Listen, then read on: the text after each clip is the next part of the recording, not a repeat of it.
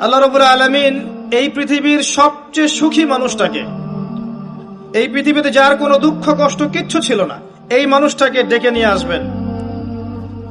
ডেকে নিয়ে এসে জাহান্নামে ঢুকাবেন এক মুহূর্ত সময়ের জন্য, ধরেন 1 সেকেন্ড বা 1 ন্যানো সেকেন্ড। এরপরে বের করে নিয়ে আসবেন, নিয়ে এসে বলবেন, পৃথিবীতে কি সুখে ছিলে? সেই ব্যক্তি বলবে, সুখ কি জিনিস হে আল্লাহ আমি জানি না। আমি কি বুঝাতে পারছি ভাই? সুখ কি জিনিস আমি জানি না।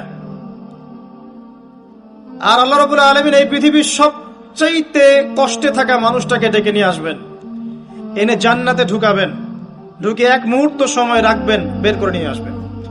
বলবেন, পৃথিবীতে কষ্টে ছিলে? সেই বান্দা বলবে, কষ্ট কি জিনিস আল্লাহ আমি জানি না। এটাই সেই আয়াতের ব্যাখ্যা বলা যায়। আল্লাহ পাক বলেছেন, কুল্লু নাফসিন যায়িকাতুল মাউত, প্রত্যেকটা নফস বা আত্মা মৃত্যুর স্বাদ গ্রহণ করবে। ফাইন্নামা তুওয়াফাউনা উজুরাকুম ইয়াওমাল কিয়ামাহ, কিয়ামতের মাঠে তোমাদের পূর্ণ প্রতিদান দেয়া হবে।